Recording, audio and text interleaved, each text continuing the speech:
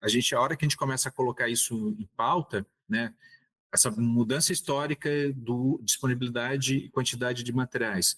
Hoje a necessidade de mais detalhes, a gente tem muito mais detalhes, a gente tem, falar lá atrás, telefone é recente, a gente passava só um cabeamento elétrico, e a quantidade de equipamentos elétricos eram muito pequenas, eram Sim, 3 equipamentos elétricos talvez nos lares, né? E o restante de tudo era ferro, geladeira e chuveiro.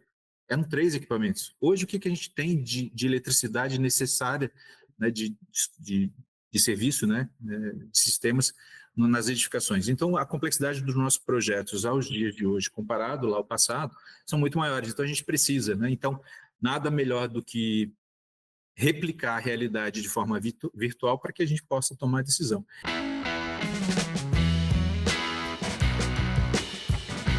fala aí, arquiteto Júlio na área, e começamos mais o ICTech, aquele podcast de tecnologia na arquitetura, engenharia e construção. E hoje eu consegui trazer, finalmente, o homem, Rafael Fernandes Teixeira. Ele vai falar aqui com vocês sobre BIM Mandate, sobre desafios de tecnologias na implantação e bastante novidades aí que a gente tem no mercado hoje, principalmente tratando de governo e etc. Rafael, seja bem-vindo ao ICTech. Muito obrigado, Júlio, né? Obrigado aí quem está nos assistindo. É um prazer também, né? Foi realmente difícil conciliar agendas, mas muito obrigado. Obrigado mesmo. Tenho certeza que vai ser um excelente bate-papo. Perfeito. Rafael, começando aqui esse bate-papo com o pessoal, quem que é o Rafael, para quem ainda não te conhece? Cara, eu gosto sempre dessa pergunta, né? Porque eu sempre, né, estou com 50 anos, indo para os meus 51 anos aí de idade, e era muito interessante que sempre as pessoas se apresentam, eu sou engenheiro, eu sou não sei o quê, depois diziam o nome, né? E aquilo sempre me incomodou, né? Falei, por que todo mundo primeiro se apresenta profissionalmente e não quem é de fato, né? Então, o Rafael é um manezinho, né? Nascido aqui na ilha de Florianópolis, morador aqui, apaixonado por essa ilha. Amo engenharia, amo arquitetura, fui descobrir que eu gostava de processo, trabalhando como mecânico de manutenção numa fábrica de polímeros, quando eu consegui resolver um problema de acidentes de trabalho que eram rotineiros num setor que as meninas, que eram só mulheres que trabalhavam lá, precisavam fazer dobras em sacarias, como era o nome que a gente dava, né? E no trabalho havia sempre uma série de queimaduras. E lá eu me incomodei tanto com aquilo, eu tinha uns 17 anos, e eu fiquei algumas horas fora do horário de trabalho, né, não querendo ser remunerado por hora extra, porque eu não conseguia provar para o meu coordenador na época que aquilo para mim fazia sentido. E eu fui para casa e desenhei as alterações na máquina e consegui, sem brincadeira nenhuma, não é jogando confete em cima, não, mas eu consegui reduzir 100% dos acidentes de trabalho na mão, né, queimaduras na mão das mulheres. E ali eu fui chamado a atenção de engenheiro de produção da fábrica, que brigou comigo porque eu não tinha dito a solução que eu tinha dado, porque aí ficou um monte de gente querendo ser o pai da criança. E aí, depois da bronca, né, vou chamar assim, ele disse, cara, não deixa de estudar e vai fazer engenharia. E ali, claro, eu já tinha interesse, né, mas não sabia que eu era apaixonado por produção, né, por processo, vou chamar assim. E aí segui minha carreira, fui fazer engenharia de produção, depois, mais tarde, fui fazer engenharia de materiais, que eu queria muito saber como é que as coisas eram feitas, né, lá no seu CERN. E nesse meio tempo, entre a segunda graduação, eu fiz um concurso público, e no concurso público acabei sendo selecionado para uma vaga como analista de meio ambiente, engenheiro analista de meio ambiente, que seria o equivalente ao IBAMA, né, a nível federal, é o Instituto de Meio Ambiente aqui em Santa Catarina. E lá comecei toda uma carreira, enfim, já tinha feito tantas outras coisas, não vou aqui falar tanto isso. Mas o que eu posso dizer é que todas as outras experiências anteriores, mesmo que menores, me ajudam muito até hoje em relação a resolver problemas, que é outra paixão também, né? Não, perfeito, até porque eu sei que você também é consultor, trabalha com outras frentes, e eu falo que eu lembro um pouquinho do que você está falando, até quando eu estava eu falei esses dias para algum colaborador, eu falei, cara, eu lembro que quando eu trabalhava, antes de abrir a minha empresa, eu trabalhava com um colega meu em outro escritório de arquitetura, ele era administrador, né? É engraçado que eu sempre fiz amizade muito com, menos com arquitetos e engenheiros e mais com o pessoal de processo também. E aí o administrador falando com ele, falei, cara, ele, pô, Júlio, você gosta tanto desse negócio de tecnologia? Eu falei, cara, eu amo resolver problema. Pronto. E eu amo resolver problema com as pessoas. Então, aí o cara, aí eu lembro que tava no trem lotado aqui na Vila Olímpia, na época, aí o cara falou, então resolve os meus. Com o trem lotado, assim, né? Resolve daqui esse problema. Eu falei, isso aí é mais complexo. O PI é mais fácil, eu falei É, brincando, né? Então, acho super interessante, porque eu acho que quem tá no DNA, as pessoas que passaram no podcast aqui, tem mais ou menos esse mesmo DNA picado por esse bichinho de inquieto, vamos dizer assim, né? Que não aceita as coisas como elas são. sim, sim. Rafael, fala um pouquinho para a gente, tá aí de lá, você foi fazer engenharia, tudo, entrou nesse ramo, como você caiu nesse universo de tecnologia, de BIM, hoje você está trabalhando com inovação, como que isso surgiu ali, né? Júlio, veio desde muito cedo, cara. Né? Eu fui dar uma aula em Brasília e eu fui convidado para falar sobre inovação na área da construção civil para servidores públicos, né, engenheiros e arquitetos. E aí, nessa elaboração desse material, eu comecei a falar, aí, né, a minha esposa me perguntou, a gente lá, ela me ajudando a montar a apresentação de certa forma, e ela assim, então, mas inovação para ti sempre teve há muito tempo atrás, né? Então, assim, olhando do ponto de vista de que inovação não é só tecnologia, né? A tecnologia é um dos meios, mas eu tenho inovação em processos, produtos, serviços, tenho inovação se dá em qualquer área, né? Que nos sirva efetivamente. Então, ela é muito, muito antiga para mim. Não vou aqui falar sobre esse tempo lá atrás, mas quando eu me deparei e bem nessa linha que você comentou, né? Esse inconformismo das coisas, como elas são feitas, né? Apesar de ser apaixonado por ser servidor público, eu talvez não me encaixe no perfil que a maioria das pessoas que não são servidores acham de ser um profissional acomodado. Não, eu estou sempre conformado porque que as coisas são feitas desse jeito e não foram pensadas de outro. E aí, quando eu entrei no governo do estado, isso foi em 2010, em 2012, tinha um projeto do governo. O pessoal viu o meu currículo interno e tinha o projeto era um grande financiamento de 2 bancos que o Estado estaria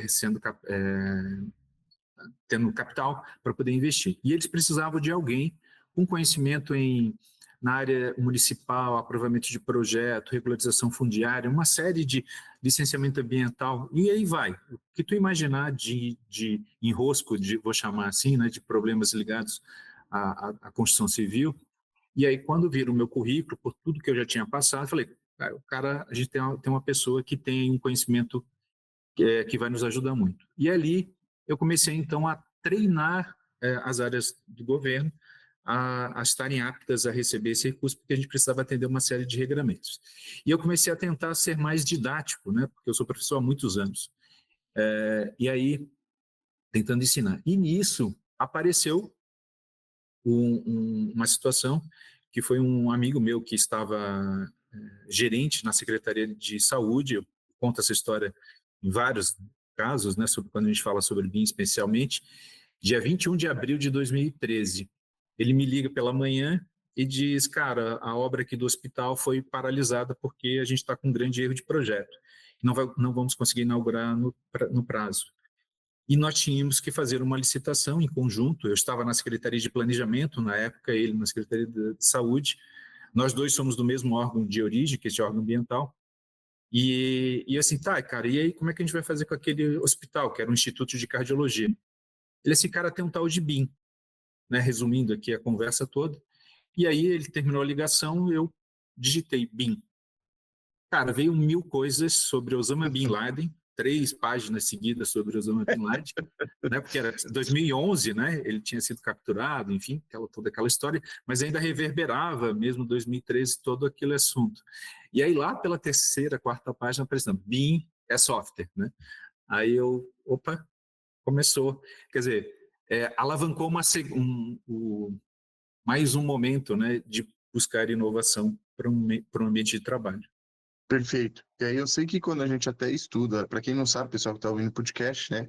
Rafael foi um dos primeiros a fazer, me corrija se eu estiver enganado, tá? Mas eu lembro que o caderno de apresentação de projetos lá de Santa Catarina foi, se eu não me engano, foi o primeiro, foi um dos primeiros, né? BIM Mandates, etc., usado de referência também parte de BIM Mandate, ah, a nível governamental, tô correto?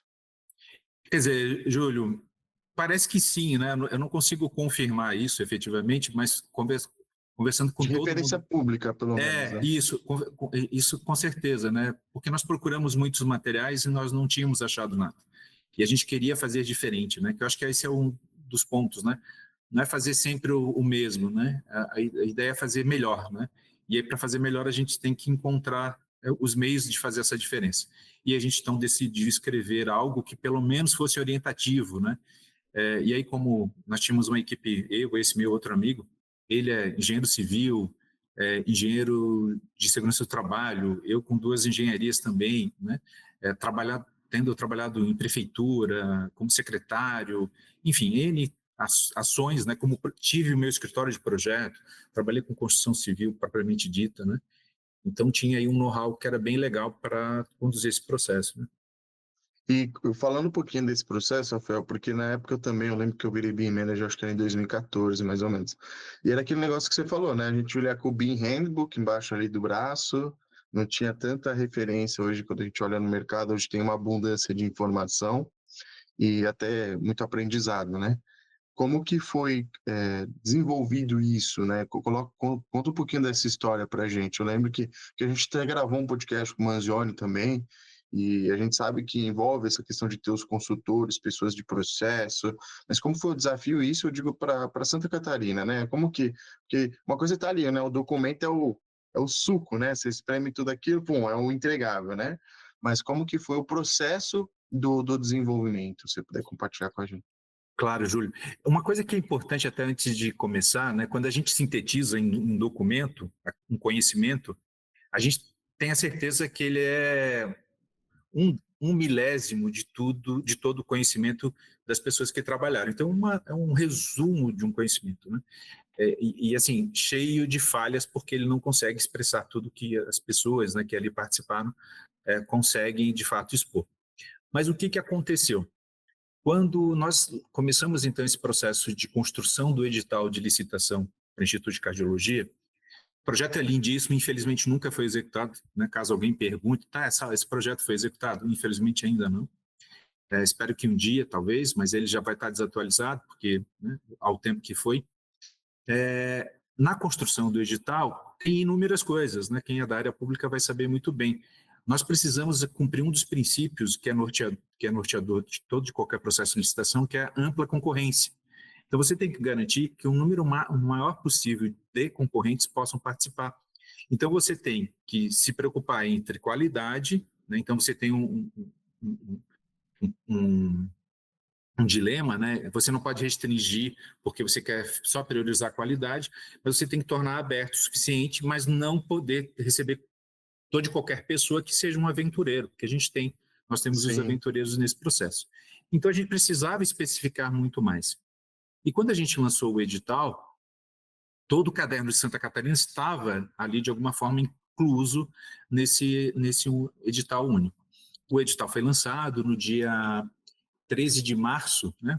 Faz 11 anos, não, 12 anos agora, completou 12 anos, o edital. O edital passou pelo seu prazo ali de 45 dias, a gente respondeu uma série de demandas, a gente fez um evento, até Júlio, que é legal explicar para as pessoas, porque há muito tempo atrás, né, as pessoas diziam, mas não dá para contratar BIM porque isso não está previsto em lei. Pô, a gente fez isso lá atrás, e não tinha nada na lei dizendo que... E eu brincava assim, gente, mas não tem nada na lei dizendo que tem que ser papel, que tem que ser em CAD, que tem que ser de outro jeito. Por que tem que explicar que é BIM? É uma questão evolutiva, né? E Sim. aí a gente conseguiu, porque a gente buscou esse dilema entre ampla concorrência e filtrar boas empresas de projeto, eu entendo que a gente conseguiu. Só que, como era um edital tão, digamos, Era um unicórnio, literalmente a nível de Brasil, porque o edital, por exemplo, mais famoso até aquela época, tinha sido do Banco do Brasil, do Banco do Brasil não, o da Petrobras, do prédio da sede do pré-sal em Santos. Mas o edital, cara, falava um parágrafo sobre BIM, só. Né? E todos os outros editais falavam muito pouco. Da Caixa, o do Banco do Brasil, que depois ficou famoso também, que falava lá da contratação integrada, do RDC, mas o edital também era muito raso em relação ao que era BIM. E a gente queria fazer algo diferente, mas não tínhamos acesso, claro, ao edital do Banco do Brasil, porque eles praticamente saíram quase que juntos, né? Então não tinha acesso Sim, ao documento. A comissão de licitações percebeu que tinha uma série de perguntas que, do nosso ponto de vista, podia ser, a gente podia tocar o processo, mas por ser um edital muito novo, né, no sentido do que a gente estava exigindo, eles pediram para a gente, então, relançar o edital e corrigir os erros que estavam, né, mesmo tendo sido respondidos, eles entenderam que a gente tinha que fazer essa revisão. Nesse processo de revisão, surgiu um ponto interessante. Por que não, então, criar assim, vamos pensar para o futuro, já que o secretário tinha anunciado que a partir de 2019 nós faríamos licitar em BIM, sendo que nem tinha nada a nível federal, a gente então pegou e decidiu fazer um manual, criou o caderno, na verdade, criamos 2 cadernos do edital para que as próximas licitações em BIM já tivessem um referencial ali como anexo e não precisariam ficar copiando e colando o tempo todo. Só que nessa construção do caderno, como você me perguntou, a gente sentiu, falar, cara, a gente não conhece, ninguém faz nada muito bom sozinho, né? A gente faz só, as coisas boas são coletivas, né? E aí a gente foi atrás de muitos profissionais para poderem, né, nos sim. subsidiar.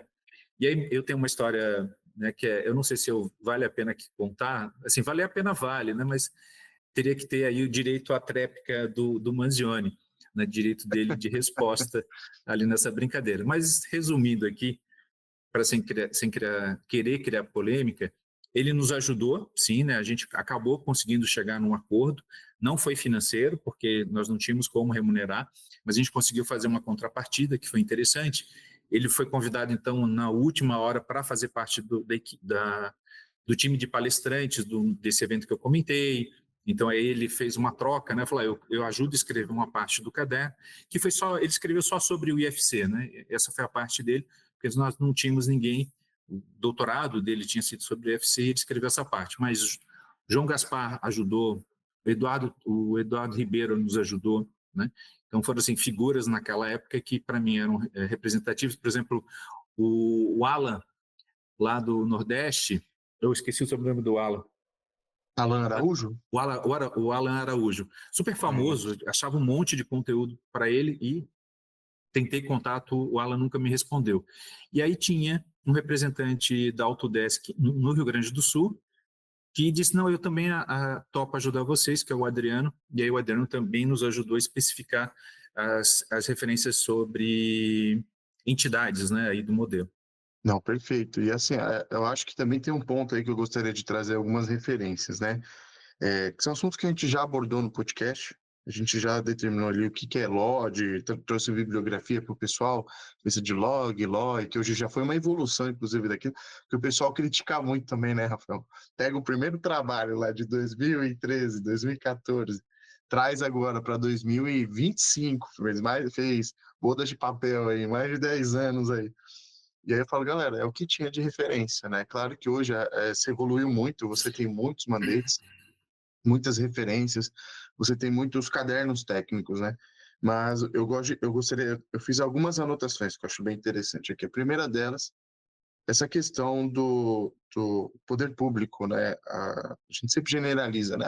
Poxa, o poder público não evolui tanto. Eu sempre falo que também existem, assim, pessoas como o Rafael, que são pessoas que amam o que faz, né? Que tá ali, dá para ver que você tem brilho no olho ali quando você está falando sobre esse assunto, né? E eu falo, muitas vezes a pessoa se encontrou ali, né? E aí ela abraça aquilo e realmente aquilo é uma carreira para ela. Isso é diferente de quando para uma pessoa é só um emprego, né? Só uma obrigação. E também tem um outro ponto muito legal que eu lembro que sempre quando eu leio, até uma dica para o ouvinte, esses tipos de documento, eu gosto de ver o background, né? Eu olho lá, beleza, analiso o documento. Até hoje o ChatGPT está mais fácil de fazer uma leitura dinâmica desses caras, até uma transposição e comparação desses documentos. Mas também quando a gente traz, eu gosto de ver a bibliografia e eu gosto de ver quem desenvolveu, porque eu acho que isso faz muita diferença.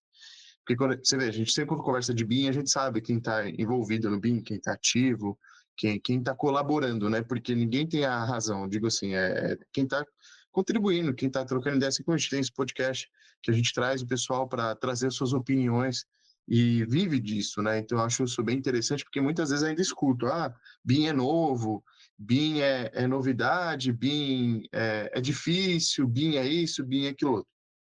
E eu digo que BIM é só mais um ciclo do que está acontecendo no nosso mundo da construção civil. Aí dentro disso, uma pergunta que eu gostaria de fazer, Rafael, eu vi algumas novidades, eu vou fazer alguns pontos, meu papel aqui como host é fazer esses pontos, né? A gente sabe hoje o que é um plano de execução BIM. Até lá no passado, muita gente misturava, né? Você tinha lá o BIM Mandate, plano de execução, pum, misturava tudo no liquidificador e falava, olha, quero que você me entregue um projeto, mas... Aí eu acho que foi tendo uma boa prática no mercado, entendeu? Não, plano de execução é uma estratégia, tem a ver com o contrato, BIM Mandate é um padrão que você deve seguir, que é construção civil. Eu acho que hoje isso já está, na minha opinião, já está equalizado no âmbito do Brasil. E aí eu tive uma surpresa muito boa, né? Porque eu sempre olho o Santa Catarina, para mim é uma das referências, né? E eu olho ali, vocês desenvolveram o pré-PEB, né? Hoje para contratação, né? Porque eu trabalho muito com privada. Então, quando eu vou perguntar ao pessoal, olha, como que você homologa um fornecedor? Aí eu pergunto, não, esse fornecedor tem X anos de experiência, já fez X projetos dessa natureza. Eu falei, legal. E agora em BIM, como é que você homologa, né? Então, porque vamos dizer assim, é uma curva de aprendizado e um background que está sendo construído. Então, a gente sabe que ainda tem aquela prática do CAD BIM, aquela prática do cara fazer ainda parte em CAD, porque tem muita gente sênior que ainda mexe com CAD, e está vindo os júniores, os plenos ali, que faz essa transposição de conhecimento. Mas eu acredito, aí você pode até compartilhar o seu conhecimento do que você está vendo por aí, mas eu acredito em uma curva que o Brasil está vencendo isso aos poucos, que existe aquela questão criativa do cara começar o modelo em BIM, que já vem de uma nova academia, vamos dizer assim, de tem tecnologia e tal. Mas existe uma transposição de pessoas sêniores e pleno, que tem um conhecimento técnico absurdo e está tendo um conflito dessa transposição. Então, eu entendo que a gente hoje vive um momento no Brasil que é, sim, essa passagem de bastão, e ela também ocorre ainda esses CAD-BIMs da vida, esses trabalhos, e eu entendo até que um dia isso vai ser superado, porque aí já vai ser a ferramenta, o processo atual. Então, eu estou, vamos dizer assim, deixando isso acontecer, eu entendo que está marinando, acho que essa é a palavra, né? Como que você vê isso? Primeira pergunta, como que você vê isso a âmbito de contrato? Porque eu entendo que se eu contrato errado, eu vou até o fim com aquilo errado, né? Então, acho que esse é um ponto que foi que você trouxe de, olha, a gente precisa criar uma régua e uma diretriz para as pessoas, né? E por que surge, então, o pré-PEB? Eu gostaria que você falasse nesse sentido. Excelente pergunta, Júlio, né? Assim, eu li já vários planos de execução BIM desde lá de trás, né? Porque o BIM Fórum Estados Unidos, né? Que trazia lá os seus manuais, né? De referência muito pautado sobre o nível de detalhe, né? Das entidades, disciplina a disciplina. E aí a gente fala muito de, né? Os dois níveis de informação, né? Os geométricos ou não geométricos, hoje também chamado de alfanuméricos, né? Tem uma galera aí da academia que gosta de chamar de alfanumérico. Essa construção desse plano é bem interessante de a gente avaliar. As escolas de arquitetura a nível de Brasil, e eu não sei se a nível de mundo, né, mundial, elas não têm uma disciplina de gestão de projetos ou gerenciamento de projeto. Como fazer um projeto. Tem inúmeros livros que falam do processo de desenvolvimento de projeto, mas eu sempre ouvi muito da academia falar, a arquitetura não tem que ter um modelo de gestão, de design, porque isso é um processo criativo. Eu concordo, de fato, que isso é super importante. Mas as engenharias sempre precisaram, principalmente obras, né? A gente tem planejamento de obra. Mas mesmo assim, o planejamento de projeto, planejamento de design, né? O gerenciamento de projeto do design, Isso nunca foi uma coisa tinha sido levantada com tanta força como agora, né? Vou chamar agora mesmo agora. Mas lá atrás tinha assim, esse ensaio, né? Por que não planejar? E principalmente os americanos, que sempre foram muito organizados do ponto de vista de recurso, né? Minimizar e assim por diante, começou a criar. Mas se compararmos hoje os planos de execução BIM que estão listados hoje lá no caderno da BDI, nos guias do BIM Fórum Brasil, o nosso, o do Paraná, que é super legal, né? Do governo do Paraná, e assim, entre outros, comparar com o do Chile, que é do Plan BIM, o do Plan BIM é uma inversão total do que a gente entende. Se a gente for olhar mundialmente, cada um tem uma visão muito diferente. Lá, para eles, o fornecedor tem que dizer, eu faço assim, e eu, como contratante, entre os vários fornecedores, eu gostei mais desse. Para o Brasil, por conta da nossa legislação, que isso é um ponto super importante, sou eu, como contratante, que defino a regra e eles me apresentam as propostas e eu avalio se isso me atende ou não, e eu tenho só uma linha de corte de quem atendeu e de quem não atendeu. Então muda muito a perspectiva. Para o Brasil, a introdução do plano do PREBEP tem uma discussão bem legal acontecendo a nível de governo, assim, tanto a nível federal como em outros grupos, sobre se o plano de execução BIM pré-contrato ele tem que ser uma exigência e que vai selecionar as empresas no processo de licitação. Então, tem várias teses sobre um defendendo de um lado, outro grupo defendendo do outro. No entanto, eu sempre defendi a ideia de que, assim, eu, Estado, ou eu, contratante, vou chamar assim, entendo que quem vem a participar desse processo licitatório que eu quero deve entender que a cada 2 semanas teremos uma reunião de coordenação com todos os envolvidos no desenvolvimento de projeto e pela equipe de fiscalização. Eu vou querer dessa reunião que sejam extraídos todas as inconsistências de projeto e que tudo que possa ser decidido nessa reunião será decidido ali. O que ficar, dependendo, vamos definir os responsáveis e os prazos ali. Coisas do tipo, né? Eu quero nas extensões do formato tal, eu quero, enfim, ao longo, vou dizer a minha história, não, vou dizer o meu modus operandi, né? Ou como eu quero que seja operacionalizado aquele desenvolvimento ali, que na verdade não deixa de ser o meu cronograma, né, o antigo cronograma de projeto, lá em que eu tinha essas etapas e fases do projeto. E a empresa então entende que o Estado, ou o contratante, tem aquilo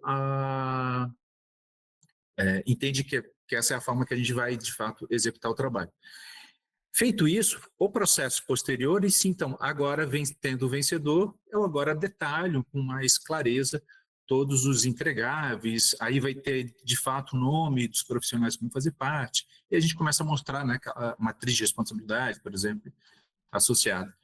Mas isso ajuda. Agora, uma coisa que é também interessante dizer, Júlio, não são todos os órgãos públicos hoje, e se alguém me perguntasse, toda e qualquer contratação em BIM hoje na área pública tem que ter a apresentação de um PREBEP?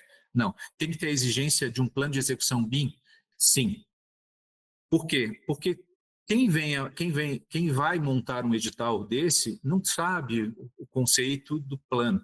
Agora, a empresa, como ela sempre, como boa prática de contratação, sempre foi solicitada dela um plano de trabalho. E o plano de trabalho nada mais é, de uma outra forma, né, distribuída aquelas informações, um plano de execução BIM. Né? Não, perfeito. Acho que você deu uma aula e até um ponto que eu queria trazer, eu fui anotando alguns insights enquanto a gente conversava, que tem a ver com isso. Como que você enxerga os benefícios disso para o Brasil? Olha, profissionalizar principalmente, a gente sair de um amadorismo, de uma total oba-oba, vou chamar assim, né? Falar, tem um projeto, eu acho que eu consigo fazer, e tem ali um monte de aventureiros que saem tentando capitanear. E as pessoas não têm ideia, por exemplo, do custo que é internamente, e é um custo alto, montar um edital de licitação. Não é pouco, é bastante recurso, né? Tem um custo muito alto. Então, toda vez que um edital é frustrado, e o pior cenário é o edital acaba sendo cumprido, tendo contratante, mas esse contratante não consegue findar o objeto ali do contrato. E aí paralisa, judicializa. Então, a gente tem um custo ainda muito maior. Então, a gente precisa, né, criar esse background, esse conhecimento a nível de empresas, buscar as melhores empresas, os melhores profissionais de fato. Dessa forma, incentivar que a academia, seja ela pública ou privada, formem profissionais que venham atender isso, eles de alguma forma vão buscando, e claro, a área pública pode sim ter aí, ser um alavancador, digamos, desse desenvolvimento. Um projeto super simples, uma reforma pequena, algo menos complexo, exigir menos de BIM, para que essas empresas possam ter aí um ambiente de se testarem, que aquilo não seja tão difícil delas executarem, não seja tão comprometedor, né? E a gente ir criando um ambiente também de desenvolvimento, acho que isso é super importante. Então, são pequenas estratégias que somadas vão gerar aí um benefício para o Brasil, né? Perfeito. E aí, uma dúvida que eu tenho, com relação à parte de. A gente tem que vencer dois momentos, eu entendo, acho que no Brasil. O primeiro momento é contratar projetos em BIM, né? Acho que esse é o ponto. Não, primeiro, desenvolver, né? Resolver. Olha, agora a gente entrega projeto em BIM nessa nova metodologia. E aí tem uma segunda onda, que é construir obras usando projetos em BIM. Como que você vê isso hoje no cenário atual, em 2025, no Brasil? Júlio, eu fiz consultoria para a área privada também, né? Em especial construtoras. Cara, e eu entrei em construtoras que são muito antigas, assim, com mais de 40 anos de mercado. E os donos são monstros no sentido de, pô, passaram por tudo quando foi crise nacional. Os caras sobreviveram. Então, eles têm um baita mérito de terem passado por tudo que passaram e estarem ainda de pé, né, efetivamente aqui. Então, o que acontece? Ao conversar com esses senhores, né, que a maioria são homens mesmo, a história de vida deles mostra que, assim, eu consegui sobreviver e passei por essa montanha-russa que é o mercado. E então não é o BIM que vai me dizer como que eu tenho que fazer a gestão da minha equipe. Ele procura economizar, que eu brinco assim, economizar em coisas muito pequenas. Vou para a terceirização completa, os profissionais de alto valor dentro da minha empresa vão ser PJs. Ele tenta economizar de um outro jeito, muito mais na questão tributária. Só que, quando ele para pensar o que ele paga de salário para bons profissionais e o quanto ele desperdiça, porque a hora que a obra para, por conta de uma verificação de que o projeto não está batendo com o que vai ser a obra, porque não era bem isso, ou saiu fazendo a obra, que é o mais comum, né, a nível de Brasil, o projeto nem está totalmente aprovado, as disciplinas nem estão compatibilizadas, mas a construtora quer começar a fazer um plano de vendas. E ele precisa colocar as máquinas no canteiro e as pessoas verem que está saindo alguma coisa. E aí não tem nada certo. Viga de transição em lugar que não deveria, aí tem que fazer deslocamento de tubulação para um outro ponto, aí tem que fazer bombeamento de recalque de esgoto para lançar, porque aonde caiu a descida de plumada de esgoto está numa posição muito ruim, desfavorável, né, para se conectar com a rede coletora. E começam inúmeros problemas, porque sempre foi feito assim. E ele nunca contabilizou esse desperdício, porque ele tá esses eventos se tornaram tão comuns e para ele, e o que é o mais louco, né, na minha percepção, eu gosto muito de gestão de pessoas, né? A minha percepção maior é assim, quando eu encontro um problema e eu resolvo, e ele como dono era o que resolvia, ele se sentia grandioso. Falei, viu, eu que consegui achar a solução. Sendo que ele esqueceu que a solução podia ter sido antes. Ele podia ter Sim. trabalhado nessa solução há muito tempo antes. E ninguém contabiliza. Então, o grande problema é que não se contabiliza isso. Esse prejuízo ali, né? E se enaltece a resolução de problema, nós dois, né, como a gente colocou, gostamos de resolver problema, mas o problema é assim, esse problema deveria estar onde está, de fato, né? Ele foi causado por uma série de eventos de quais tipo, né? Falta de conhecimento, falta de prática, Sim. né? Noção do que, comunicação, que é o mais comum, o que levou isso tudo, né? Então, a gente precisa, né, para a obra, ainda evoluir muito em BIM. A gente está muito cru ainda, em especial a iniciativa privada, que seria o maior beneficiador de tudo isso. Então, são pequenos ganhos que já são significativos, tá? por mais que sejam pequenos, já são significativos nisso. Eu sempre trago um exemplo real que eu levantei. O custo de furação de vigas e lajes eram maiores, foi maior a soma desses itens, foi maior do que o custo de projeto e custo de levantamento topográfico e sondagem. Se a gente for comparar o que você gasta com serviços que não agregam valor algum para a tua construção, eles são muito grandes, né? E só esse item, por exemplo, Sim. pagaria. Não, e esse é um ponto bem importante. A gente gravou 3 podcasts sobre compatibilização no BIM, né? E coordenação de projetos e compatibilização. Então, a gente sabe é aquilo que eu falo. Em primeiro lugar, acho que é isso que você também trouxe. Eu estou contratando um arquiteto, um engenheiro, um know-how. Em segundo, é como ele faz aquilo. Porque até muitos me ligam, eu falo, Júlio, como que eu devo cobrar isso? Eu coloco quantos por cento, etc, etc. Eu falo, primeiro é o seguinte, vamos pensar na cabeça do cliente final, tá? Cliente final, se eu chegar assim, eu sempre gosto de contar essa história, Rafael. Se chega um cara e fala, olha, eu faço um projeto à monte e cobro X. Eu não trabalho com tecnologia, eu sou um artista e etc. Aí vem um segundo cara e fala, olha, eu trabalho numa metodologia chamada CAD, que você consegue copiar os arquivos, levar, editar e etc. E aí chega um cara e fala, olha, eu trabalho em BIM, você extrai quantidade, você faz tabela, óculos, você faz tudo que você quiser. 3x, 1x, 2x, 3x. Aí eu pergunto, gente, se coloca no lugar do cliente, qual que vocês comprariam? Aí a pessoa, 2x, 3x. Eu falei, gente, você coloca mesmo no lugar do cliente. Todo mundo X. Falei, você sabe por que o pessoal compra o X e não o 2 e o 3x? Dependendo, aí olhando a mentalidade do cliente. Não é só o mais barato. Ele está falando, cara, se você é arquiteto, você vai fazer no BIM, no CAD ou à mão, eu estou comprando um projeto. Então, é aquele negócio. Quem que chega para alguém e fala, olha, eu estou fazendo em BIM, isso vai ter menos erro. Eu falo, cara, mas eu estou te contratando para não ter erro. Né? Então, eu acho que esse é um ponto, quando a gente traz para a construtora, que eu também estou mudando a cabeça quando eu trabalho com essas construtoras, porque eu entendo que a gente tem que entender quais são os benefícios que isso me traz e quantos processos eu vou reduzir no ciclo daquilo. Porque BIM também é inovação. Então, muitas vezes a gente fala, tá, o que que eu ganho com isso, o que que eu reduzo? E aí entra um pouco no que você diz. Por exemplo, muitas vezes eu falo para o cara, olha, o seu cara de orçamento demorava quantas horas? Pá, para fazer esse trabalho.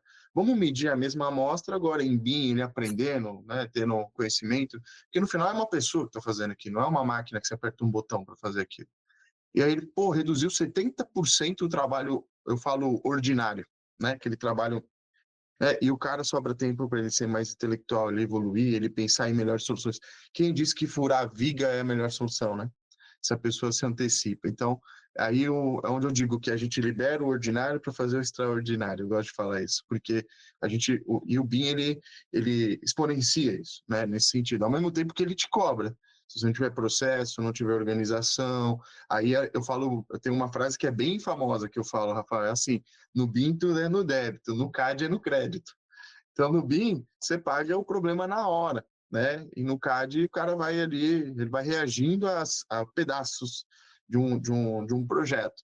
Então, quando eu falo para o cara que ele muda a mentalidade, ele muda como ele contrata, ele muda como ele trabalha, eu até brinco assim, quando a gente vai fazer a implantação, você tem 3 esferas lá, que é famosa, né? Pessoas, processos, tecnologia. Eu falo, cara, eu vou te dar processo e tecnologia. Agora, pessoas eu não consigo te dar, é a cultura da sua empresa, enfim. Existem questões que, quando eu vou entender por que não deu certo a implantação em algumas empresas, é isso, o cara tem muito turnover, não tem as pessoas do lado dele, ele impõe... A tecnologia só sofre por causa disso. Ele fala, o BIM é só o meio para isso tudo, né? Então, essa é a analogia e o pensamento que eu chego final quando a gente fala sobre a visão do cliente. Eu falo, quem não tem a visão do cliente, como é que você vai vender um produto pensando só em engenharia, pensando só em arquitetura? Se não tiver empatia com isso, provavelmente você vai demorar muito para vender o BIM ou tecnologia ou inovação para o seu cliente final, certo, Rafael? Sim, com certeza, né? E, Júlio, nessa mesma linha que é interessante uma coisa, né? A história é sempre muito boa, né? A gente olhar para o passado. O nosso processo de construção, ele começa lá com os índios na forma de taipa, né? Então, um trançado de fibras de madeira com aplicação de argila. E a gente vai para o concreto, que tem mais de 100 anos, enfim, e a gente tem o tijolo, né? Que é inicialmente maciço, depois a gente começa tijolo furado. E aí a gente vem em chapisco, embolso, isso foi durante muitos anos. Hoje a gente tem ACM, tem placa de não sei o quê, ventilada, inúmeras coisas. Então o processo de construção lá atrás, ele era muito mais simples em termos de disponibilidade de materiais, que a variabilidade era muito baixa, era sempre aquilo. Então a gente conseguiu em termos históricos, criar um grande know-how sobre como fazer obras com aqueles materiais. Então os projetos podiam ser mais simples, eles precisavam só meramente ser ilustrados. Se você pegar um projeto, pega Brasília, pega qualquer edificação em Brasília, né, que é um monumento a nível nacional, os projetos detalhados lá são muito rasos. Hoje, para uma edificação, eu brinco aqui, o Centro de Referência da Assistência Social, que a gente modelou, foi a nossa primeira licitação de obras em BIM, né? Foram quase mais de 150 edificações construídas usando o BIM. Tem um estudo, tem uma dissertação de mestrado de uma aluna do Rio Grande do Sul chamada Juliane Stradiotto, que ela fez uma comparação, porque nós tínhamos já executados várias obras dessas usando CAD, né, com produto, e depois em BIM. E aí a gente deu treinamento para as pessoas que iriam manipular no sentido de usar o modelo. A gente capacitou duas pessoas das empresas vencedoras, a gente forneceu o modelo. Cara, a gente teve uma redução muito grande de aditivo contratual e de prazo também, né? Então, a hora que a gente começa a colocar isso em pauta, né, essa mudança histórica do disponibilidade e quantidade de materiais. Hoje, a necessidade de mais detalhes, a gente tem muito mais detalhes, a gente tem, falar lá atrás, telefone é recente, a gente passava só um cabeamento elétrico, e a quantidade de equipamentos elétricos eram muito pequenas, eram Sim. 3 equipamentos elétricos, talvez, nos lares, né? E o restante de tudo era ferro, geladeira e chuveiro. Eram 3 equipamentos. Hoje, o que a gente tem de eletricidade necessária, né, de serviço, né, de sistemas nas edificações? Então, a complexidade dos nossos projetos aos dias de hoje, comparado lá ao passado, são muito maiores. Então, a gente precisa, né? Então, nada melhor do que replicar a realidade de forma virtual para que a gente possa tomar a decisão. E só para fechar, Júlio, uma coisa que é interessante que eu vejo hoje no mercado, para a área pública, sabe quem é mais o maior beneficiado do BIM? Quem? Projetista na área pública, porque os órgãos públicos continuam contratando DWG, né, 2D, as empresas de projetos já sabem modelar, como o 2D é super simplificado, então você usa a parede genérica, continua sendo 15, né, como uma medida universal, e a hora de gerar corte, elevação, fachada, é tão rápido, e aí o pessoal tem mergulhado o preço. Aí o pessoal, gestores, né, público, nossa, as minhas licitações de projeto, eu consegui reduzir o preço comparativo à última gestão. Eu falei, não, gente, pior, o projeto está ficando pior. Não, mas como está pior? Se eu consigo receber a mesma coisa num preço menor. Não, vocês não estão entendendo. Quem está se beneficiando do BIM é só quem está sendo pago, né? E assim, um exemplo, né, das inversões, né, dos usos. Porque aí, na verdade, quando a gente vai plantar BIM, a gente trabalha com muito escritório de projetos, a gente plantou em muitas empresas, desde arquitetura, engenharia, estrutura hidráulica, elétrica, paisagismo, todas essas disciplinas a gente já fez implantação. E eles se beneficiam, né? A não ser que o processo de um ou outro é bem raro, tá? Que é um cara que já criou uma automação no AutoCAD, alguma coisa do tipo, que é o cara que está bem competitivo já, que o BIM ainda não... E também não... Aí é um ponto que eu entro, que eu até ia falar. Se a gente também não tiver uma pressão, né, do cliente final, que é o governo ou o usuário, a gente também não tem muitas motivações, eu diria, né? É o que eu vejo. Então, o pessoal fala, não, vou aguardar isso ser obrigatório, né? Aí teve algumas chamadas que foram obrigatórias. Aí você vê o nível de concorrência tá baixo, assim, ó. Por quê? Não é todo mundo que faz. Né? Então, o cara que fazia muita licitação começa a já me procurar, fala, Júlio, preciso fazer um curso, treinamento, etc, etc, porque está tendo aqui uma licitação, senão eu não vou me adequar. Tá bom. Então, se a gente não tem essa pressão, eu coloco externa também, de subir uma régua, a gente continua entregando, como você falou, produtos inferiores. Porque aí o cara faz lá no Revit, modela, exporta um CAD. Se o cara cobra, então, por prancha, ele vai gerar um monte de corte, um monte de desenho desnecessário para mandar para porque a licitação foi, às vezes, mal escrita ou algo do tipo, né? Então, muitas vezes eu percebo isso. Também acontece no privado isso, porque as pessoas... Eu falo, me manda o contrato do projetista que ele tá colocando que ele entrega em BIM. Como que ele prova que ele sabe entregar em BIM? Né? Porque isso é um ponto também, né? A gente tem que saber analisar, fazer auditoria, que eu falo, né? Vou auditar, me manda 2 projetos que você fez para eu saber se você sabe fazer em BIM. Porque uma coisa é a carta de referência, alguém te recomendar. Outra Uhum. coisa que eu entendo é o que você estudou. Né? Tem muita gente que faz MBA e nunca tocou no Revit, nunca tocou numa ferramenta. A não ser que você é um gestor, aí tudo bem, mas eu entendo que muitas vezes é o que no final vale o resultado. Todo mundo está buscando resultado, né? Você não quer Sim, trabalhar. Quando eu vejo alguém falando para mim, mas em BIM dá mais trabalho.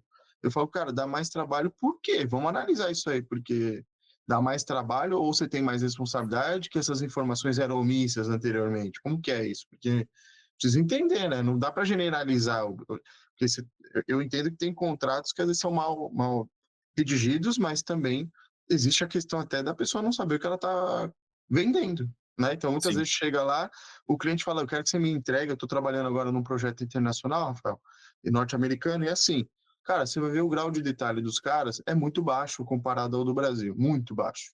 Os caras mandam wood frame, steel frame nos projetos, assim, eles têm uma produtividade muito alta. E aí, por quê? Porque a responsabilidade na obra já não é mais do projetista. O cara entrega o projeto, entrou numa fase, é do contractor, é da parte de quem está fazendo a obra. Então, eu entendo que, claro, tem modelos assim que é replicados aqui no Brasil, mas também eu acredito que tem uma necessidade de mudança quando a gente fala de implantação. Muitas vezes eu falo assim, você está aberto a mudanças? Às vezes você representava de um jeito. Quantas vezes eu pego um arquiteto detalhando um caixilho, assim, um detalhe no CAD, aí eu falo, mas você vai produzir o caixilho? Não estou entendendo. Não, é para passar para o caixilheiro, porque ele precisa desse grau de detalhe para ele produzir. Eu falei, mas ele precisa de tudo isso de informação, até a dilatação, isso tá bom, né? Não sei qual é o grau de cliente que ele está lidando ali.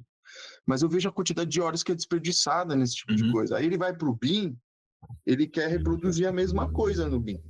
Ele pega, e aí ali torna, onera mais, porque primeiro ele não domina aquele processo. E outra, ele tem que fazer em 3D tudo aquilo. Aí o cara sofre, né? Então, eu entendo que existe sim uma necessidade de mudança, mas também cobrança, eu digo, do cliente final. Por isso que a gente mudou, a gente pivotou, a gente fazia muita implantação em escritório de projetos, a gente trabalha muito em implantação com construtora. Porque se a construtora não vê o benefício, é aquilo dela usar o BIM a favor dela, porque ela compra informação, assim como o órgão público, eu entendo que tem uma iniciativa de falar, poxa, vamos fazer em BIM porque a gente quer transparência. Então, isso eu acho muito louvável. Só que a gente sabe que tem um esforço, uma mudança cultural, que eu acho que é acho que o maior desafio é a mudança cultural de como se desenvolve projetos em BIM. Aí a minha pergunta é, como que você tem lidado com essas, que nem você falou da construtora, mas vamos trazer agora para o âmbito geral, uma pergunta mais genérica. Como que a gente lida com as pessoas quando a gente fala sobre, olha, tô traçando essa estratégia, eu quero chegar nessa implantação, o Brasil precisa disso, o governo precisa disso, e como que você tem lidado? Como está sendo essa receptividade hoje do mercado, na sua opinião? Pô, Júlio, essa pergunta é bem interessante, mas super complexa, né, do ponto de Ela é vista de complexa. falar de seres humanos e sendo eu, você, profissionais da área de exatas, você ainda um pouco mais da social, né, quanto da arquitetura. É interessante, eu acho que primeiro vem uma questão geracional, né? Eu sou de uma geração em que a quantidade de coisas disponíveis, falando na mesma linha da construção, eram poucas. Então, o número de brinquedos, a gente tinha que inventar, né? Então, a gente era mais criativo, talvez, porque a gente brincava com pedaços de madeira e tinha o mesmo pedacinho de madeira, era um boneco e virava um carro, que virava uma espaçonave. Então, a gente tinha um processo de imaginação muito maior. Hoje a gente tem uma abundância, então tem uma questão geracional, até você comentou sobre isso, né? Os sêniores aqui ainda em CAD, enfim. A gente precisa olhar com cautela e com cuidado, não com uma necessidade de pegar, né, tá pisando em ovos, mas o processo de comunicação com essas gerações precisam ser diferentes, né? Eu trabalho com jovens, porque eu tenho um grupo de estagiários, eu tenho que explicar para eles o porquê do motivo do projeto, eu tenho que, qual o impacto que aquele projeto vai ter, o que a gente está gerando de valor, o que aquilo pode contribuir em termos de conhecimento, ou, enfim, eu justifico o projeto para que eles se sintam, de fato, pertencente a uma ação que vai gerar benefícios que são múltiplos, né? Mas se eu vou conversar com alguém da minha geração, eu vou dizer para ele de uma forma muito mais objetiva, falar, cara, precisamos fazer isso porque esse é o problema e vai gerar esse benefício.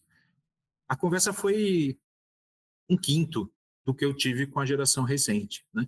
Então esse é primeiro, essa sensibilidade de quem assume uma posição de gestão para poder comunicar alguma outra coisa, né? O outro ponto também é você ter aí uma percepção sobre como as pessoas enxergam o que elas fazem, né? Porque aí tem um outro ponto. Sou eu comunicando o que ela precisa entender e efetivamente aí aderir à ideia, mas também tem do outro lado, né? O background que essa pessoa tem, o quanto que ela está disponível, e aí a gente pode ter alinhamentos que são super interessantes, do tipo, eu tenho uma estagiária, óbvio, não vou dar nomes, mas que eu vejo que ela tem uma diferença de criatividade ou de cognitividade, vou chamar assim, comparado ao restante do grupo. Mas ela é que é a mais esforçada de todas. Ela busca, ela vai atrás, ela pesquisa. Então, tu vê um esforço dela porque ela quer se tornar uma excelente profissional, apesar de alguns déficits. Então, tu olha assim, cara, eu preciso de alguém com qual das pessoas? Eu vou só procurar alguém que é muito bom, ou eu vou ter também na equipe alguém que é esforçado? Porque ao ter os dois numa equipe, eu consigo dizer para o outro, tá vendo o esforço que a pessoa faz, comprometimento, né, o envolvimento, e a outra falei, consegue transferir conhecimento para cá, ensina essa outra pessoa desse lado. Então você ter essa diversidade é super importante para que a gente possa ter aí formar bons times, né? E também na hora de fazendo aqui o papel nosso que é de fiscal de contratos, né? Nessa hora, também ter um discurso visto dessa forma, né? Você foi meu aluno, a gente, né, começou a conversa antes aqui nos bastidores, né, falando do Enneagrama, né? Uma de tantas metodologias aí de alinhamentos, né? Vou chamar compreensão do modelo mental, né, de comportamento. Também vou usar esse termo para não usar um termo da psicologia propriamente dito, né? A gente não fazer como é que é? Exercício legal da profissão, né? Não cometer essa gafe.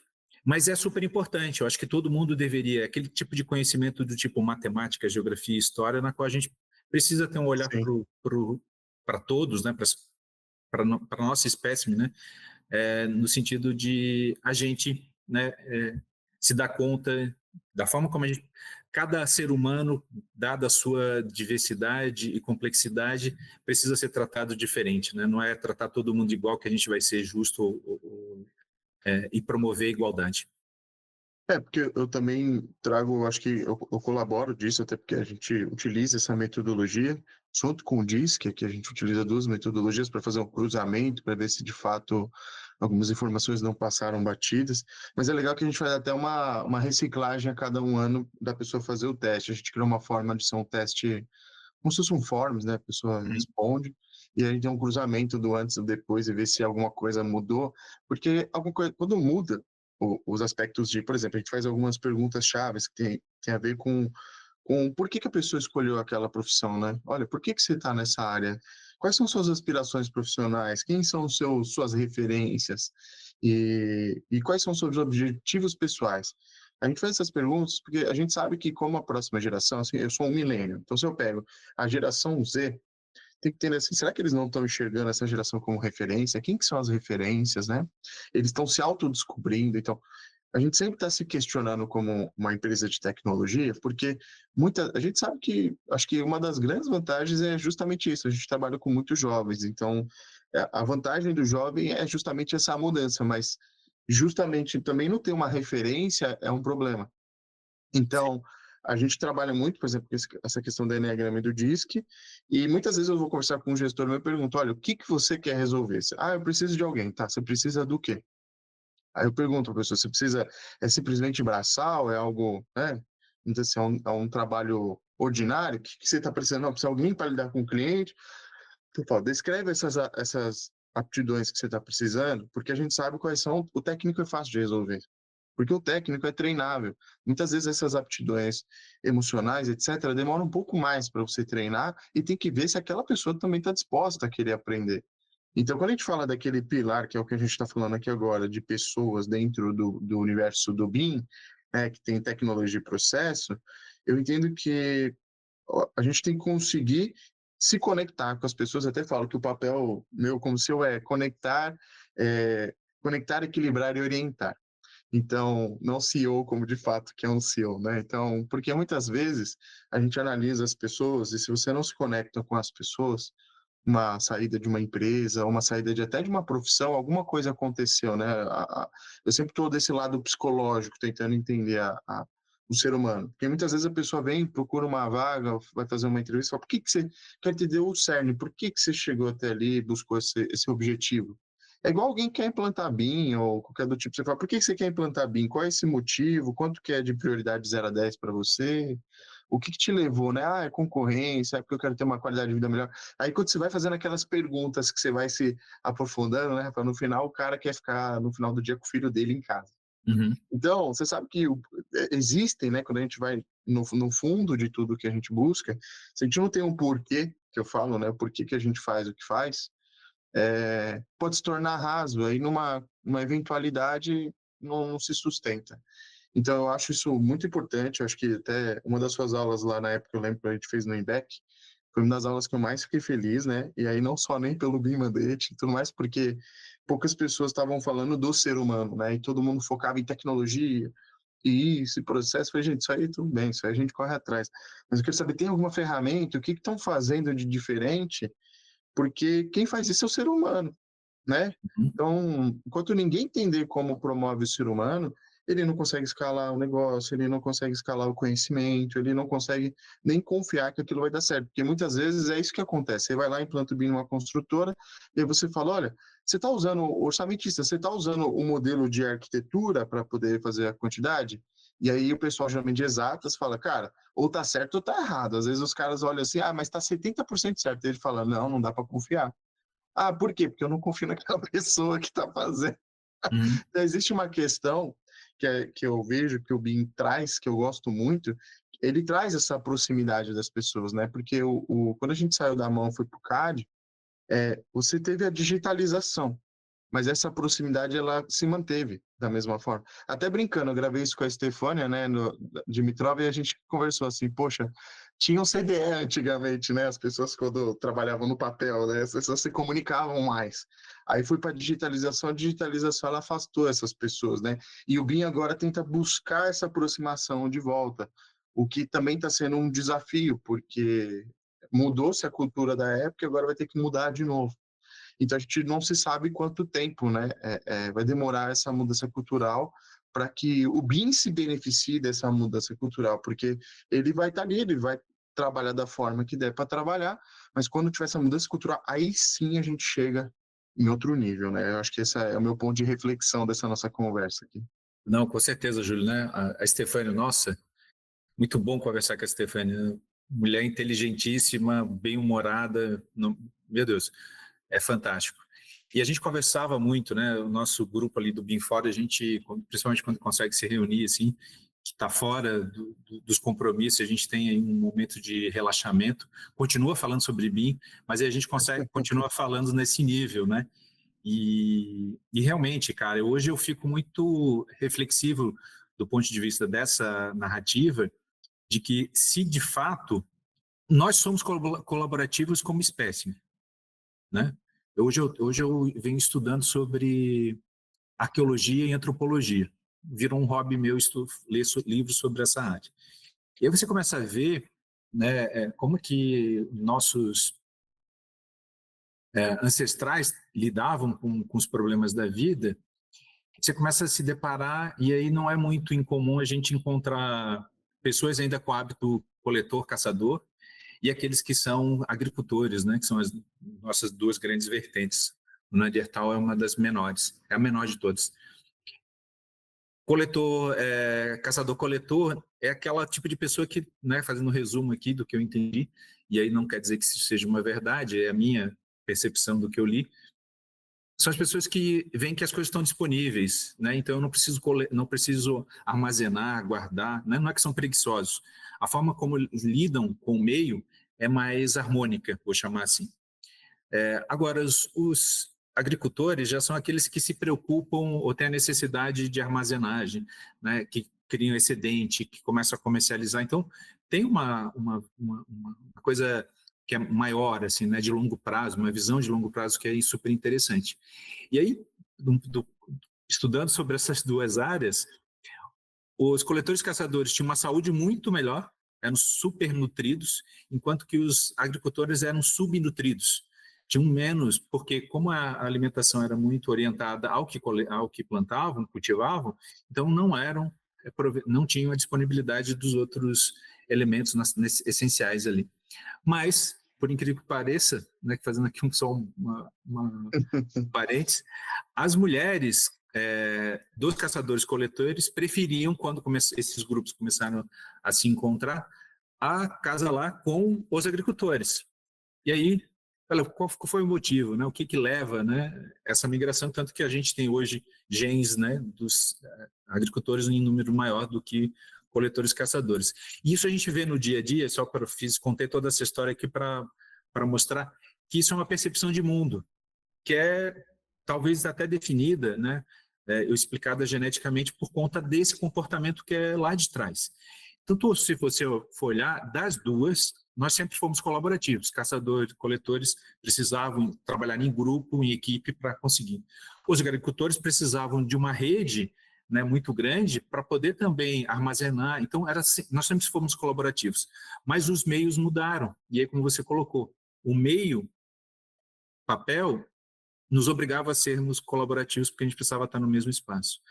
Né? A chegada da internet, a presença dos softwares, né, nos permitiu nos afastar, não precisávamos estar tão perto, mas esse afastamento nos gerou a perda dessa colaboração.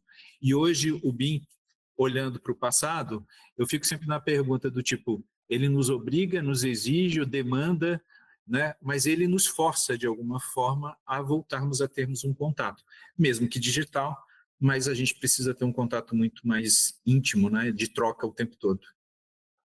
Excelente analogia, mais uma aula, hein? Não, imagina. E tem uma parte bem legal no que você está falando também, que eu também colaboro, que é assim, quando a gente analisa comportamento humano, analisa tudo isso, é isso que eu também me tranquilizo, porque o pessoal às vezes se cobra muito, olha, caramba, mas o BIM aqui não está completo, mas não acontece isso. Eu falei, sim, porque isso é o processo.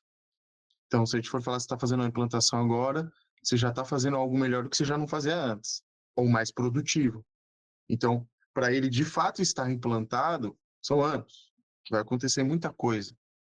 A gente tem que ser resistente para entender sobre como a gente lida com todos esses percalços, cria processo, cria boas práticas, para que, mesmo numa saída eventual de pessoas no meio do processo, por até motivos maiores, não se perca isso.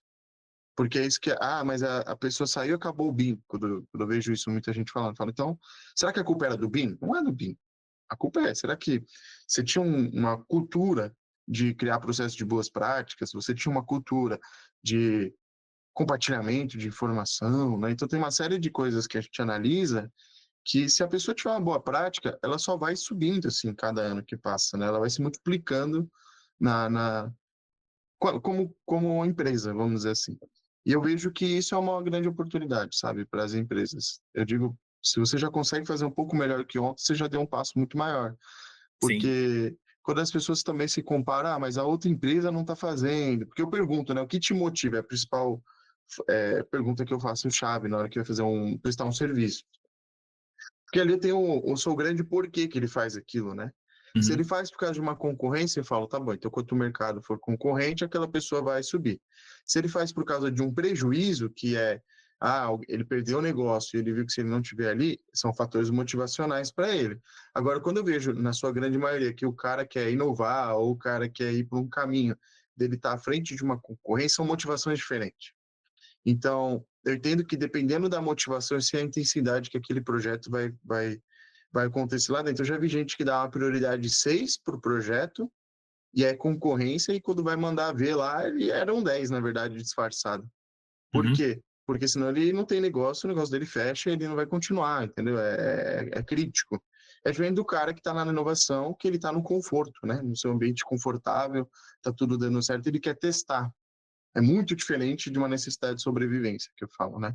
Então, é interessante esses pontos que você trouxe, porque sim, faz um pouco de sentido em como o ser humano pensa, o ser humano faz, né? Então, e é legal porque a gente vai chegando em formatos de trabalho que é até interessante no ato de uma contratação, tá? Porque eu vejo isso, olha, muitas vezes eu vejo a pessoa pergunta para ela, você, financeiramente falando, você está procurando um trabalho porque você ajuda seus pais, a família, me conta um pouquinho melhor, se você puder compartilhar essa história. Aí a pessoa conta. Quando eu vejo que são situações de pessoas que já vêm de uma família boa, claro, generalizando, mas assim, o porquê dela é porque ela gosta da profissão, é outros porquês. Então a gente entende que, dependendo da intensidade desses porquês, a gente entende os resultados que a gente colhe disso. Então acho que isso dei um exemplo aqui, mas poderia ser N exemplos, de que fazem sim a gente conseguir desenvolver melhor as pessoas. Porque no final, se as pessoas não tiverem essa mentalidade, é onde eu vejo assim, Rafael, acho que você também já chegou nesse ponto, você olha para o mercado, fala, cara, tem trabalho, tem muito trabalho a ser feito, né? Então, por mais que hoje eu ensine construtor, incorporador, escritório de projetos, a gente vem dali coordenação, faz as-built, caramba, você pode fazer tudo. Quando você chega, você ainda fala assim, nossa senhora, não foi nem 1%. Então, eu entendo que o mercado ele precisa de muitas pessoas assim, entende? Por isso que é um dos fatores que nos motiva a ter uma escola junto com o que a gente faz, porque as pessoas precisam ser ensinadas também, né? Esse conhecimento tem que ser transferido, porque se ele não é transferido, é aquilo que eu te falei, a gente sai do processo, volta, né? A energia vai acabando, então volta a ser o que era, né?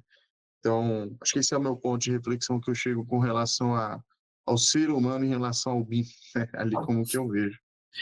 E a gente não pode esquecer que, por exemplo, né, tivemos uma reunião, fazia muito tempo que eu não conseguia participar de uma reunião do BIM-Fórum, e discutindo lá sobre um projeto que teria que ser, né, está sendo discutido, enfim, e para a área pública em especial, e eu disse que eu tinha parado de ser um evangelizador do BIM, na figura daquela pessoa que, né, vai lá para o meio de uma praça, segura um livro bonito, né, e faz um discurso, uma oratória excelente, mas você não consegue mais prender ninguém ali efetivamente, né? Aí eu falei, é um meio errado da gente estar fazendo essa evangelização, né?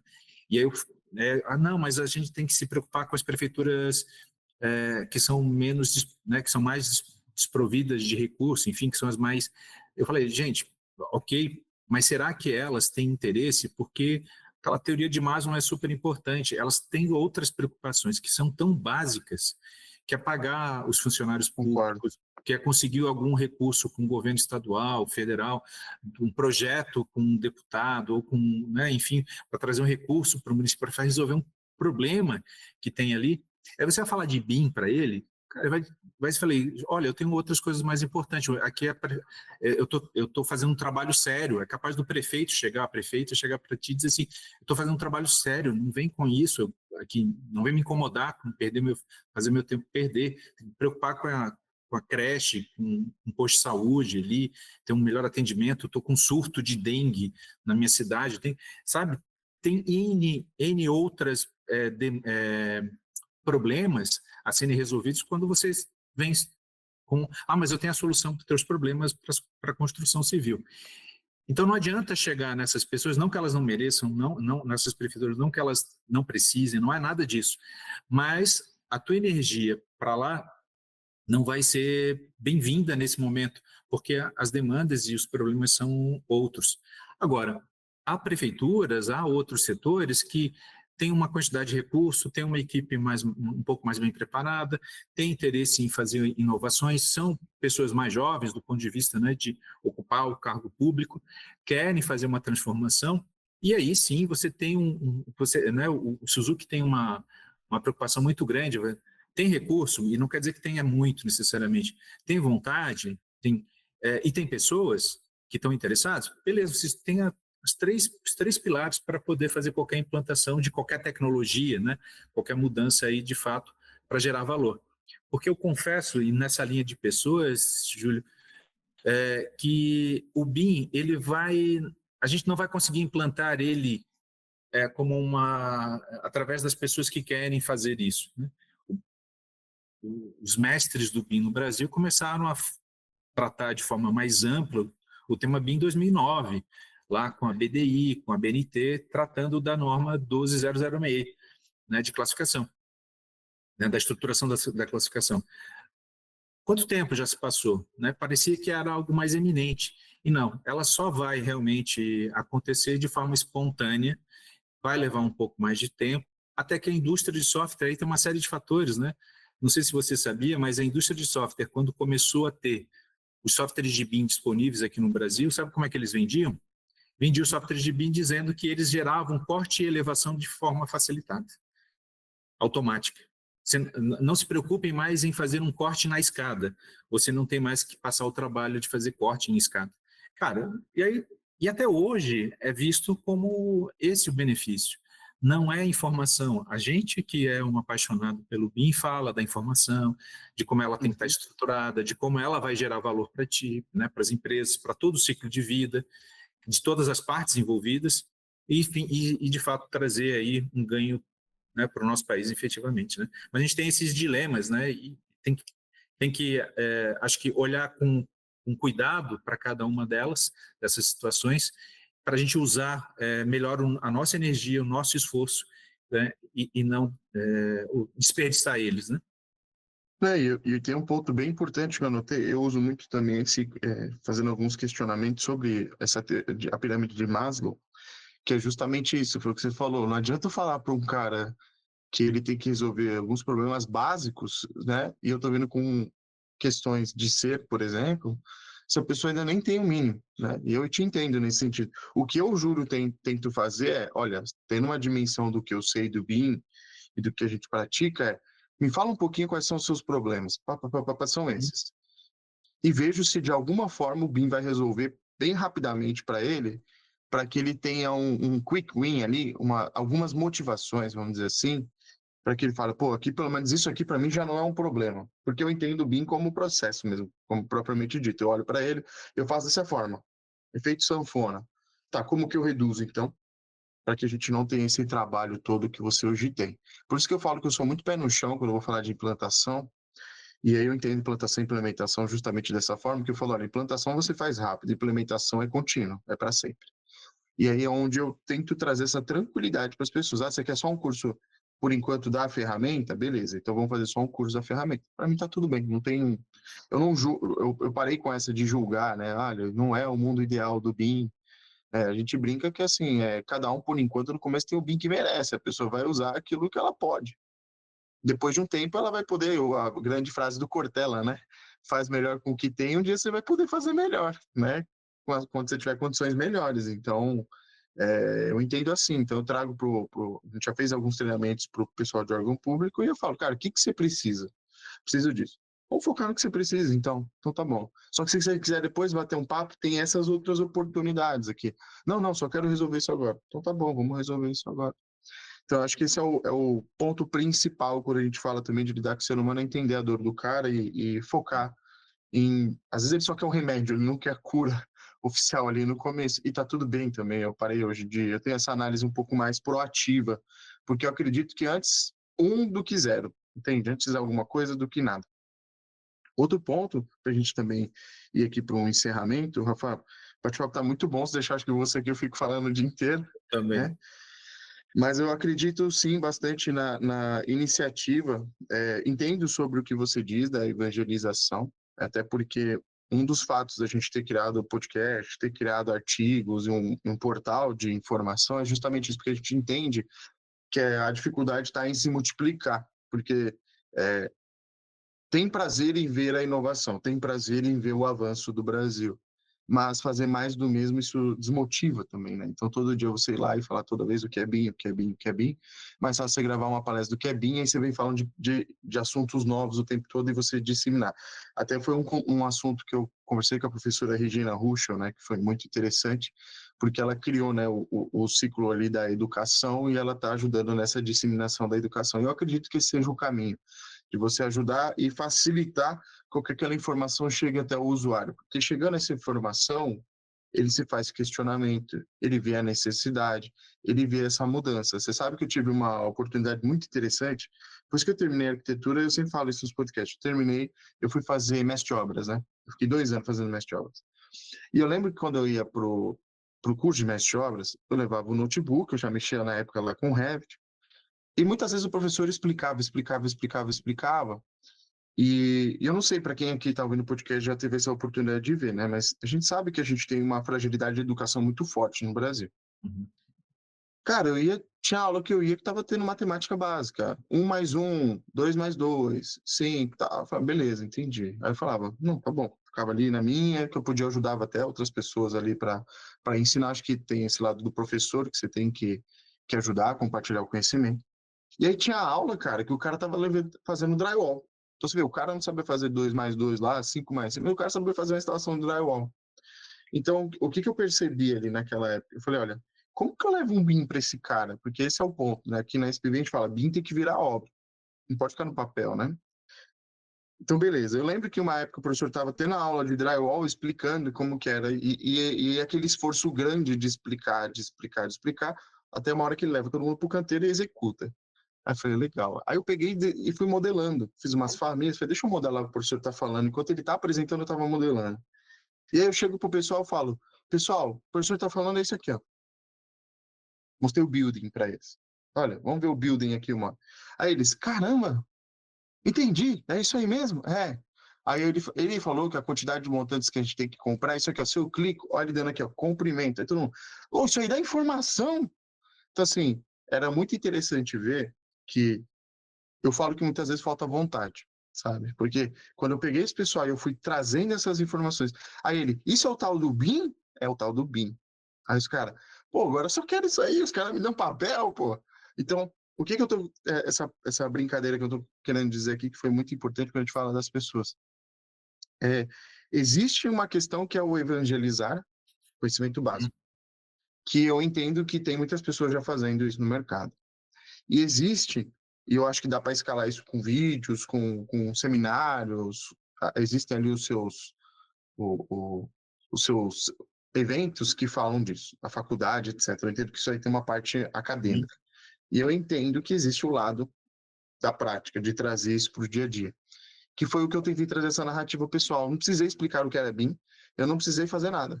Eu trouxe os benefícios que o BIM trouxe e trouxe que aquilo veio para facilitar a vida deles. Uhum. É isso. Então, às vezes, a gente tem que tirar um pouquinho graduação, tirar toda essa roupa que nem você falou, né? Lá, voltando, ó, fazendo plot twist pro começo da nossa conversa, em vez de falar que é um Rafael, que é o engenheiro, etc, etc. Quem quiser ver no LinkedIn, né, Rafael? É. Eu falo assim. Mas é interessante porque, no final, é um ser humano que está tentando fazer Uhum. a transformação social e digital.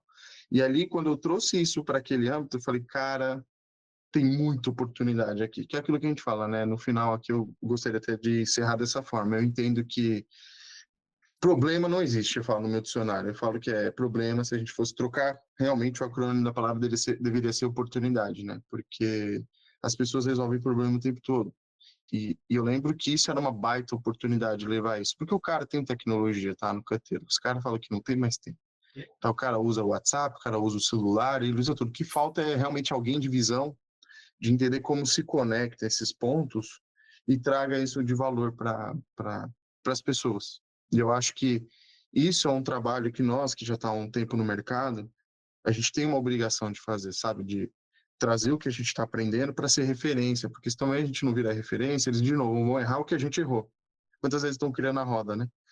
E isso para mim foi eu acho que de todas as formações que eu tive, Rafael, para mim a de mestre de obra está no top, se não é o top, porque eu amo arquitetura, né? Mas eu coloco assim, quase é meu top 1 ali, porque eu falo para o pessoal que realmente assim é muito ímpar quando você entende que o que você faz, você fez tudo que você fez aqui até hoje, às vezes para aquele momento chegar, entendeu? De você falar, putz, olha, aqui eu estou gerando valor, aqui eu tô sendo uma peça que vai deixar um legado para a sociedade. Eu acho que esse é assim que eu enxergo o BIM, sabe? Eu Uhum. uso o BIM como um meio para isso, sabe? Não, é bem legal, né? A gente falar dessa forma assim, né? Eu fazendo aqui uma trazendo para o meu passado, meus pais são servidores públicos, né, hoje aposentados, e eu nasci na época do regime militar, né? Então, pego, né, de forma consciente, né, ou seja, eu começo a fazer as minhas próprias reflexões sobre aquele período, e eu lembro muito bem da fase da transição, né, das eleições indiretas e todo o processo, né, dos nossos primeiros presidentes após o regime militar. E sem fazer, né, nenhuma analogia sobre regime isso e aquilo, não é o nosso fórum, não é esse, mas isso, para os meus pais, gerou uma situação que foi da gente sair de uma casa confortável de alvenaria para morar num barraco de madeira, e isso, e o meu pai, como meu pai e minha mãe, dois grandes guerreiros, no sentido de não deixaram isso se abalar, porque tinham vindo também de famílias relativamente com certa dificuldade, continuaram trabalhando. Então, eu e meu irmão, que é mais velho, nós éramos serventes de pedreiro, né, dos pedreiros que meu pai contratava, e meu pai era, no tempo que podia, fazia também a parte dele. Então, eu desde muito cedo aprendi a dobrar ferro, a amarrar ferro, a virar concreto, tocar, né, nesse mundo que você fala.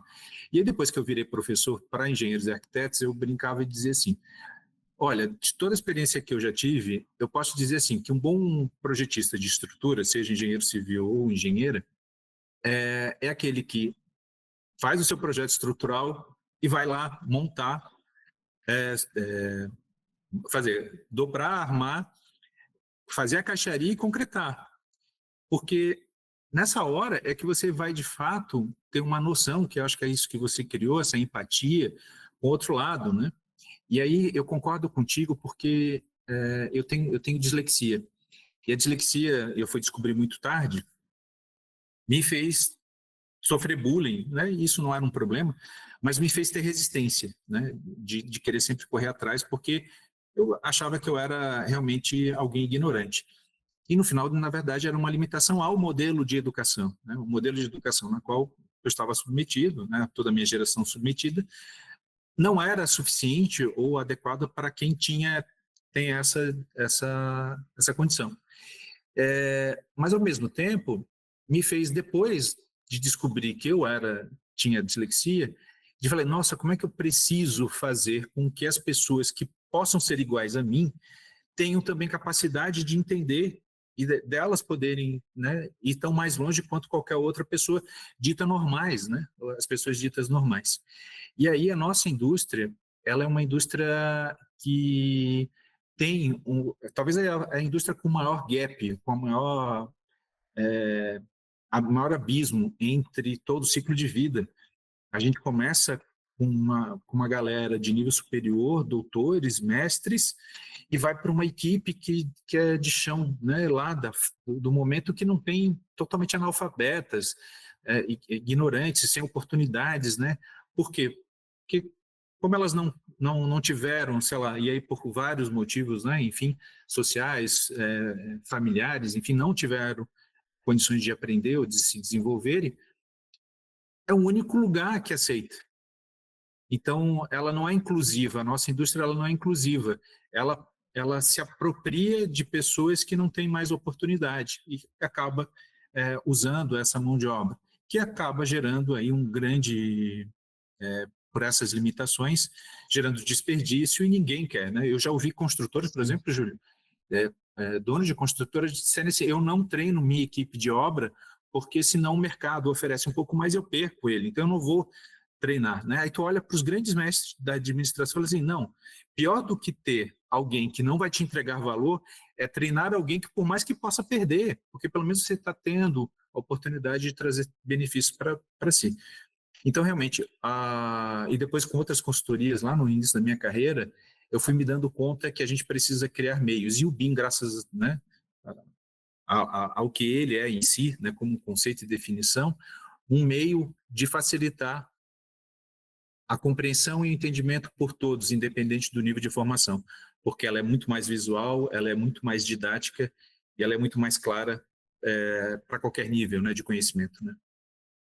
Não, perfeito. Obrigado por ter compartilhado aqui com a gente. Eu acho que isso aí é algo, sempre que a gente vai bater um papo, por isso que a ideia do podcast é esse, é uma conversa mesmo informal. mas para as pessoas entenderem que tudo no final converge, né? Porque assim, como você falou, você nasceu numa época, eu também nasci numa outra época, e eu entendo também que o ambiente ele era mais hostil antigamente, né? Esse ambiente hoje a informação está mais fácil. Acho que até são efeitos colaterais, daria uma outra discussão sobre a digitalização na sociedade, porque hoje também tem muita informação errada, muita informação equivocada, e também a facilidade da informação está tornando, eu falo que está tornando muitos peritos sem experiência, né? Então, eu acho que tem alguns pontos de reflexões bem importantes aí. No entanto, que o nosso papel, pelo menos aqui dentro, quando a gente fala com o colaborador, é justamente mostrar para ele esse horizonte e mostrar a questão de quanto tempo eles estão desenvolvendo essa carreira, esse background deles, né? Que é muito engraçado. Muitas vezes você chega para alguém e fala, como é que você sabe o que alguém é experiente?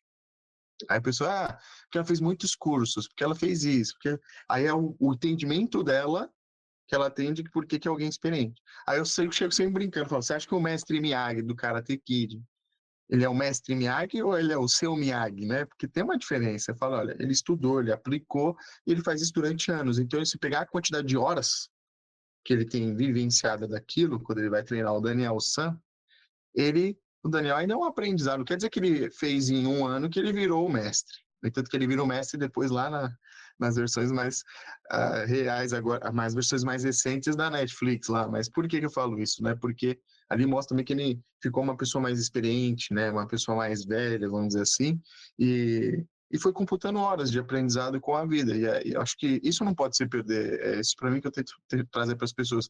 Se você não tem uma referência de alguém que sabe mais, passando para alguém anterior, por exemplo, esse tipo de mentalidade, eu vou treinar alguém para ele sair, já me diz que é um problema cultural, entende? Uhum. Já não é um problema.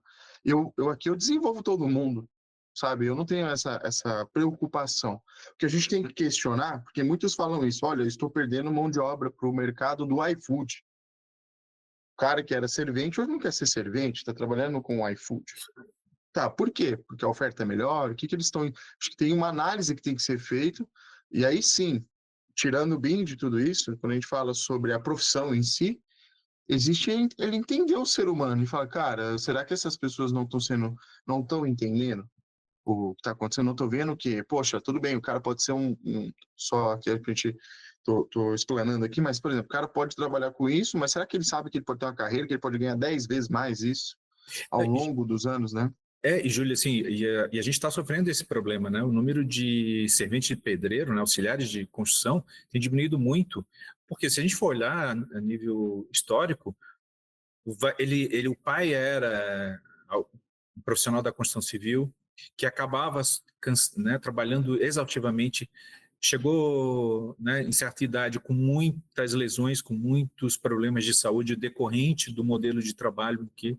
Então tu começa a ver o teu pai sofrendo, a tua mãe sofrendo, e eu falei, será que eu quero isso para mim mesmo? Eu vou na Exato. mesma linha, vou repetir isso, fora alcoolismo, né, problemas com outros os problemas sociais decorrentes dessa exaustão, porque o álcool para essa comunidade, né, era uma forma dele aliviar a dor do dia a dia, né, da dor física mesmo, né, de poder relaxar, porque o esforço físico era muito grande.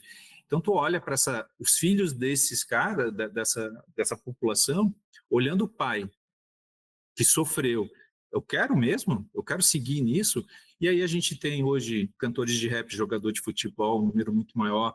Tem outras profissões, né, influenciadores, né? A gente fala luva de pedreiro, né? O cara é famoso, o que ele era lá atrás, né? Então tu vai olhando assim e as próprias tecnologias hoje de mídias, né, acabam te orientando também para dizer, você quer, sem fazer a pergunta, indiretamente fazer a pergunta, você quer realmente continuar sofrendo e tendo isso? E aí, com certeza, né, optam por, vamos ser Uber, vamos ser entregador, que a vida é muito mais tranquila, é desgastante, é cansativa, assim, mas não talvez no mesmo nível que o meu pai passou. E o lado positivo disso é que o mercado vai ter que olhar e dizer assim, nós temos que ir para a industrialização, eu tenho que melhorar as condições para esse ambiente. Então, acho que no final tem uma perda, mas que vai gerar um benefício futuro, né?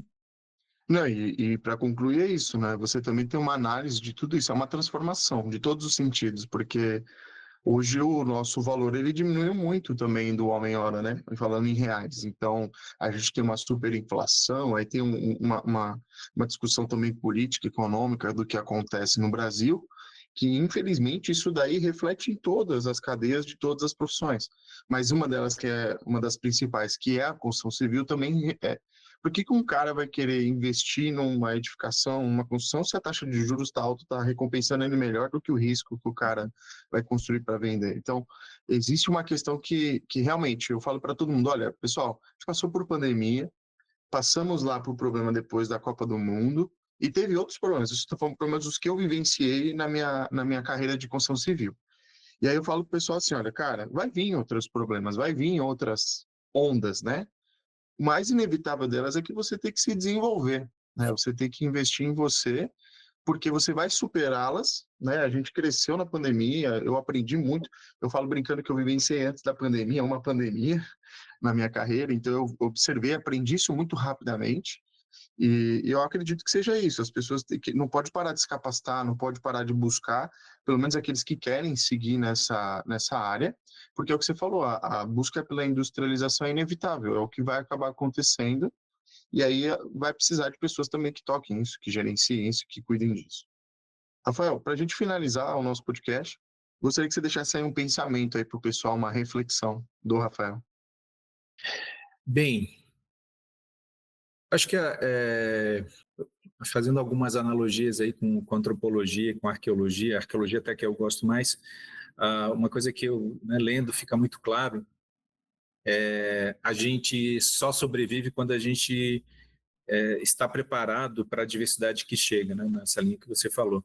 Então, continuar se instruindo, né, seja em qualquer área que tem interesse, e se apaixonando por aquilo que você aprende, né, e aplicando o que você aprende, você vai construir realmente um universo pessoal favorável para ter uma vida prazerosa, com satisfação, né, e preparada para enfrentar os problemas que eles sempre virão, né?